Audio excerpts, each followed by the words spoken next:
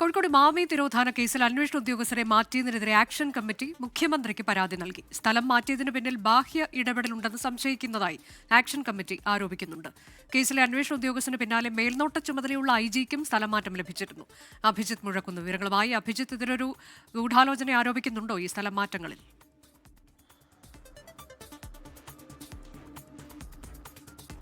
തീർച്ചയായും അനുജ, ഈ ആക്ഷൻ കമ്മിറ്റിയും ഒപ്പം തന്നെ കുടുംബവും ആ രീതിയിലുള്ള ഒരു പരാതിയാണ് മുന്നോട്ട് വെക്കുന്നത്. കോഴിക്കോട്ടെ പ്രമുഖ റിയൽ എസ്റ്റേറ്റ് ഇടനിലക്കാരനായ മുഹമ്മദ് ആട്ടൂർ എന്ന മാമിയുടെ തിരോധാനം ആദ്യം നടക്കാവ് പോലീസാണ് അന്വേഷിച്ചിരുന്നത്. പിന്നീട് അത് അന്വേഷണം പ്രത്യേക സംഘത്തിന് കൈമാറി.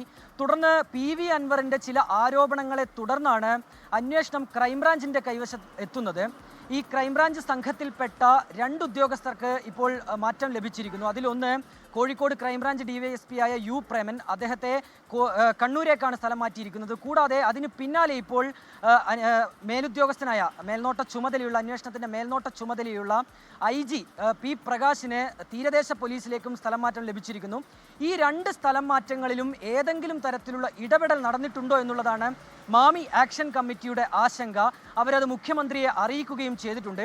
നേരത്തെ കുടുംബവും സമാനമായ രീതിയിലുള്ള ആശങ്ക മുന്നോട്ട് വെച്ചിരുന്നു. കാരണം കഴിഞ്ഞ 7 മാസമായി ഈ അന്വേഷണ സംഘമാണ് മാമി തിരോധാന കേസ് അന്വേഷിക്കുന്നത്. അതിനാൽ തന്നെ പെട്ടെന്നൊരു മാറ്റമുണ്ടായാൽ അത് അന്വേഷണത്തെ ബാധിക്കുമോ എന്നുള്ളതാണ് കുടുംബം ഉന്നയിച്ച ഏറ്റവും പ്രധാനപ്പെട്ട ആശങ്ക. ഏതായാലും നിലവിലിപ്പോൾ മാമിയുടെ കുടുംബവും കൂടാതെ ഈ ആക്ഷൻ കമ്മിറ്റിയും ഈ സ്ഥലം മാറ്റത്തിനെതിരെ രംഗത്ത് വന്ന സാഹചര്യത്തിൽ ഏതെങ്കിലും തരത്തിലുള്ള ഇടപെടൽ മുഖ്യമന്ത്രിയുടെ ഭാഗത്തുനിന്നും സർക്കാരിന്റെ ഭാഗത്തുനിന്നും ഉണ്ടാകുമോ എന്നുള്ളതാണ് കാത്തിരുന്നു കാണേണ്ടത്. മാമി തിരോധാന കേസിലാണ് അന്വേഷണ ഉദ്യോഗസ്ഥരെ മാറ്റിയതിനെതിരെ ആക്ഷൻ കമ്മിറ്റി മുഖ്യമന്ത്രിക്ക് പരാതി നൽകിയത്.